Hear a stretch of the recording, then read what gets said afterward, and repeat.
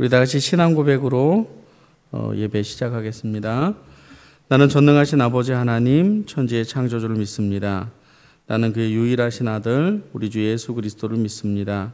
그는 성령으로 잉태되어 동정녀 마리아에게 나시고 본디오 빌라도에게 고난을 받아 십자가에 못 박혀 죽으시고 장사된 지 사흘 만에 죽은 자 가운데에서 다시 살아나셨으며 하늘에 오르시어 전능하신 아버지 하나님 우편에 앉아 계시다가 거기로부터 살아있는 자와 죽은 자를 심판하러 오십니다. 나는 성령을 믿으며 거룩한 공교회와 성도의 교제와 죄를 용서받는 것과 몸의 부활과 영생을 믿습니다. 아멘. 우리 찬송가는 384장입니다. 찬송가 384장.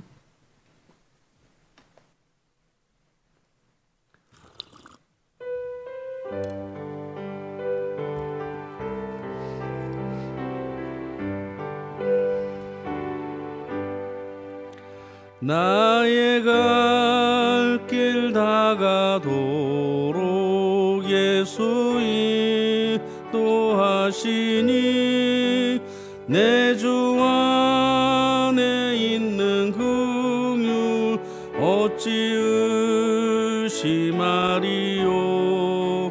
믿음으로 사는 자는 하늘 위로 받겠네. 무슨 일을 만나든지 만사 형통하리라.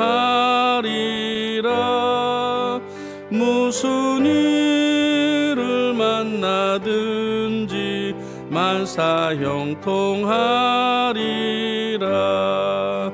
나의 갈 길 다가도록 예수 인도하시니 어려운 일 당한 때도 족한 은혜 주시네.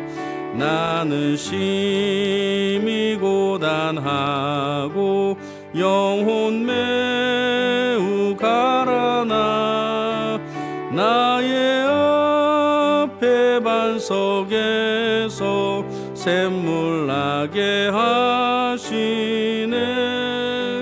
나의 앞에 반석에서 샘물 나게 하시네.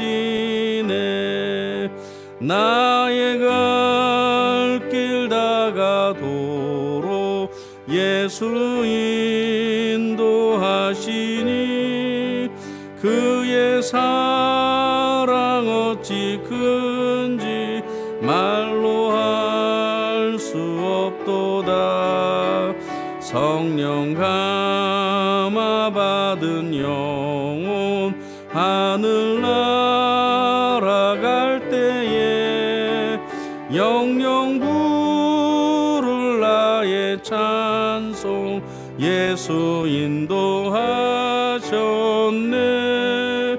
영영 부를 나의 찬송 예수 인도하셨네.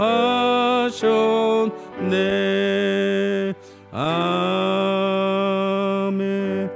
이 시간 다 같이 기도할까요? 명절인데 하나님께서 우리 가정과 집안을 또 오고 가는 발걸음도 또 가정의 화목도 하나님 도와주시옵소서. 잘 지켜낼 수 있게 해달라고 함께 기도합시다. 전능하신 아버지, 이 땅을 살아가는 우리의 인생에 갈 길을 아시고 우리를 인도하신 아버지, 우리가 가정을 꾸리고 우리가 아버지 하나님 소속되어서 살아갈 때 여러 가지 예기치 못하는 일들이 있지만 그럼에도 우리 아버지 하나님께서 우리를 지키시고 정말 우리가 복된 통로로 그 가정 가운데 귀하게 사용될 수 있도록 우리를 그 집안에 심으셨사오니 믿음의 백성으로 빛과 소금의 아름다운 역할들을 잘 감당하게 하시고 또 오가며 우리의 발걸음을 하나님께서 붙잡아 주셔서 사고도 나지 않도록 하나님 인도하여 주시며 이끌어 주시옵소서. 전능하신 아버지 감사합니다. 우리를 주의 자녀 삼으시고 가정과 집안의 복된 통로로 사용하여 주심에 감사합니다. 우리가 이 명절을 맞아 하나님의 아름다운 나라가 우리의 입술과 또 우리의 삶과 모양으로 이 땅 가운데 또 가정 가운데 나타날 수 있도록 하나님 우리를 사용하여 주시옵소서. 함께 하심을 감사드리며 예수님 이름으로 기도합니다. 아멘. 오늘은 누가복음 9장입니다. 누가복음 9장 1절에서 9절까지 보겠습니다. 같이 합독하겠습니다. 누가복음 9장 1절에서 9절까지입니다. 예수께서 12 제자를 불러 모으사 모든 귀신을 제어하며 병을 고치는 능력과 권위를 주시고 하나님 나라를 전파하며 앓는 자를 고치게 하려고 보내시며 이르되 여행을 위하여 아무것도 가지지 말라. 지팡이나 배낭이나 양식이나 돈이나 두보롯을 가지지 말며 어느 집에 들어가든지 거기서 머물다가 거기서 떠나라. 누구든지 너희를 영접하지 아니하거든 그 성에서 떠날 때에 너희 발에 먼지를 떨어버려 그들에게 증거를 삼으라 하시니 제자들이 나가 각 마을에 두루 다니며 곳곳에 복음을 전하며 병을 고치더라. 분봉왕 헤롯이 이 모든 일을 듣고 심히 당황하니 이는 어떤 사람은 요한이 죽은 자 가운데서 살아났다고도 하며 어떤 사람은 엘리야가 나타났다고도 하며 어떤 사람은 옛 선지자의 한 사람이 다시 살아났다고도 함이라. 헤롯이 이르되 요한이 내가 복을 메었거든 이제 이런 일이 들리니 이 사람이 누군가 하며 그를 보고자 하더라. 아멘.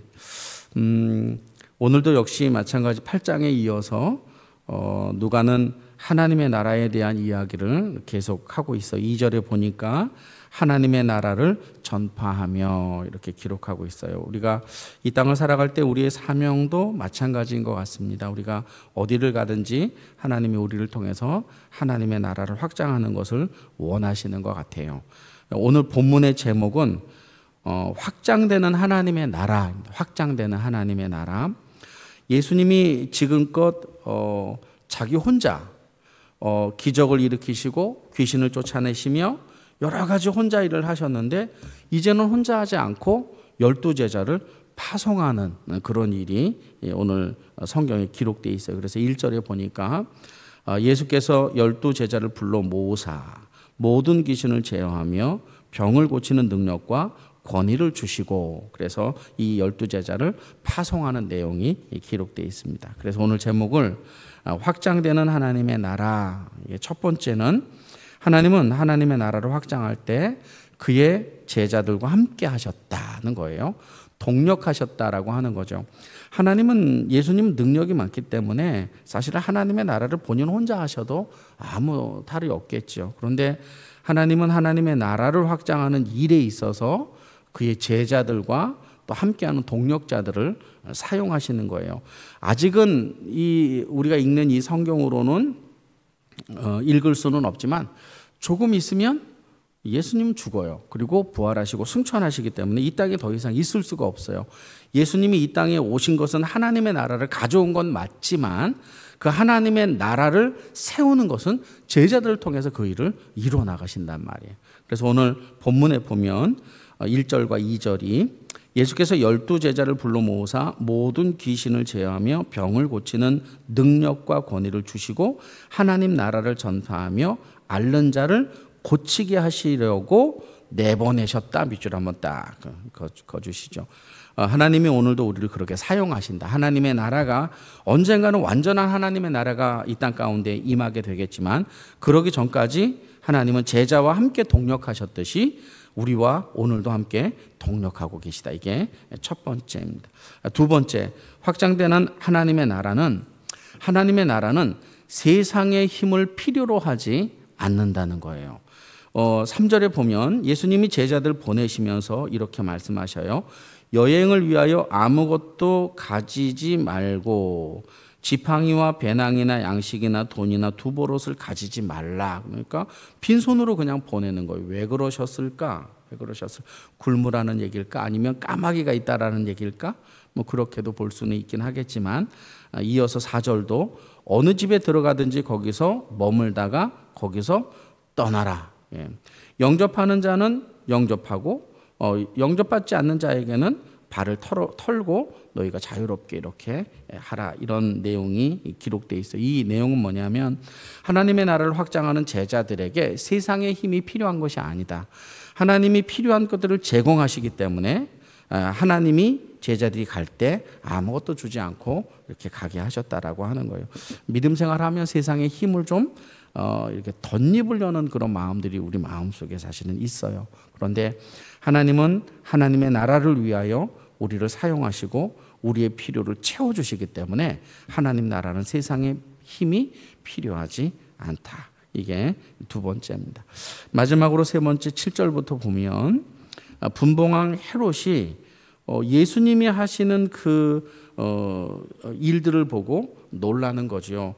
많은 사람들이 예수님을 이렇게 추종하고 따라가고 예수님이 일반적인 사람이 아니라 독특한 일들을 진행하고 있고, 그리고 제자들 또한 돌아다니면서 그렇게 일을 확산하니까 이 헤롯이 신경이 쓰였던 거예요. 그래서 이 헤롯이 이게 누구냐라고 궁금해하는데, 어떤 사람은 요한이 죽은 자 가운데 살아났다 그런 거예요. 사실 분봉왕 헤롯이 요한을 죽였는데 요한이 살아났다 이렇게 모르는 거예요. 하나님의 나라가 확산이 되고 기적이 일어나고 죽은 자가 살아나고 막 이런 일이 있어도 세상은 하나님의 나라를 몰라요. 우리가 생각할 때 뭐 귀신을 쫓아내고 기적을 일으키고 막 그러면 안 믿을 사람이 막 돌아올 것 같지만 전혀 그렇지 않아요. 전혀 그렇지 않아요. 어쨌든 이 분봉왕 헤롯이 혼돈이 되어서 이제 물어보니까 세례 요한이 살아났다 이런 말을 하는 사람도 있고, 8절에 보면 어떤 사람은 엘리야가 나타났다 이렇게 이야기해요. 구약 성경에서 사람을 살린 자 엘리야, 그렇죠? 그러니까 예수님이 얼마 전에 야이로의 딸을 살려냈잖아요. 그러니까 유대인들은 예수님이 메시아라고 하는 생각은 갖지 않았지만 이분이 어쨌든 구약의 어떤 선지자들 중에 하나다라고 하는 생각들이 이렇게 있었던 거예요. 그래서 엘리야가 나타난 것이 아닌가라고 이제 이런 이야기를 하는 거예요. 근데 헤롯은 답답하죠. 도대체 그가 누구인지 오늘 마지막 부분에는 그를 보고 싶었다. 이게 믿으려고 보고 싶은 게 아니라 그냥 궁금해서 그랬다는 거예요. 확장되는 하나님의 나라 세 번째는 하나님의 가치는 세상이 모른다는 거예요. 하나님의 나라의 가치를 세상이 알면 세상이 그걸 받아들이겠죠. 근데 세상은 하나님의 나라의 가치를 모르는, 그 가치는 하나님의 자녀만 아는 거예요. 우리가 이제 가족들과 함께 있어서 우리가 전도도 하고 뭐 또 이렇게 하나님 나라의 통로로 우리가 쓰임 받기를 원하지만 많은 경우 또 욕도 먹고 막 그럴 수 있어요. 그럴 때 똑같이 하지 말고 우리가 더욱더 품고 하나님 나라의 귀한 가치의 맛을 본 우리가 그들도 그렇게 보기 위하여 끊임없이 기도하고 정말 다른 삶을 또 섬기는 삶을 사는 하루가 되었으면 좋겠습니다. 이 시간에 이렇게 말씀을 붙잡고 한번 기도합시다. 내가 하나님 나라의 통로가 되게 해주세요. 기도합시다. 전능하신 아버지, 우리를 사랑하시고 우리를 도우시고 우리를 붙잡아 가시는 아버지 하나님, 이 땅에 예수 그리스도로 말미암아 하나님의 나라가 드리워졌고 그분이 그 하나님의 나라를 증거하며 돌아다니는데 세상은 그를 알지도 못하며 자기를 드러내지만 전혀 다른 것으로 예수님을 생각하는 모습을 우리가 성경을 통하여 봅니다. 그러나 우리는 먼저 예수님 만나게 하시고 하나님 나라의 아름다운 가치를 알 수 있도록 도와주셔서 감사합니다. 우리 가정이 내가 아는 예수로 복음화되게 하시고 내가 믿는 그 예수로 말미암아 우리 집안이 정말로 주님께 돌아오는 그 일에 우리가 복된 통로로 쓰임받을 수 있도록 이번 명절을 통하여 다시 한번 아버지 하나님의 나라 백성으로서 온 집안의 아름다운 복의 통로가 될 수 있도록 우리를 사용하여 주시고 하나님 인도하여 주시옵소서. 전능하신 아버지 감사합니다. 오늘 예수님이 제자들을 이 땅에 보내시면서 그의 필요들을 다 제공하시기에 아무것도 가지고 가지 말라라고 명령하셨던 이 삶을 돌아보며 우리가 믿음 생활하면서 우리의 삶 속에 우리의 삶에 필요한 모든 것들을 주님이 또 때로는 채워주실 줄로 믿습니다. 너무 세상 것에 휘둘려 하나님의 나라를 잃어버리지 않도록 우리에게 믿음의 굳건함을 허락하여 주시고 하나님 나라의 이 귀한 가치관을 세상 가운데 유통할 수 있는 복의 통로가 되게 하시되 세상의 반응으로 낙심하거나 좌절하지 않도록 하나님 도와주시옵소서. 우리 가정이 함께 모여서 서로 형제들끼리 대화를 나누고 또 친지들을 찾아 나설 때마다 하나님의 나라의 귀한 가치들이 우리를 통해서 우리 입술을 통해서 증거되게 하시고 또 그들이 믿음 안에 돌아올 수 있는 귀한 은택도 우리에게 허락하여 주시옵소서. 함께 하심을 감사드리며 예수님 이름으로 기도합니다. 아멘. 하늘에 계신 우리 아버지, 아버지의 이름을 거룩하게 하시며 아버지의 나라가 오게 하시며 아버지의 뜻이 하늘에서와 같이 땅에서도 이루어지게 하소서. 오늘 우리에게 일용할 양식을 주시고 우리가 잘못한 사람을 용서해 준 것 같이 우리 죄를 용서하여 주시고 우리를 시험에 빠지지 않게 하시고 악에서 구하소서. 나라와 권능과 영광이 영원히 아버지의 것입니다. 아멘. 오늘은 가족들을 위해서 친지들을 위해서 함께 중보하고 전도 대상자를 위해서 함께 중보하며 기도하겠습니다. 기도합시다.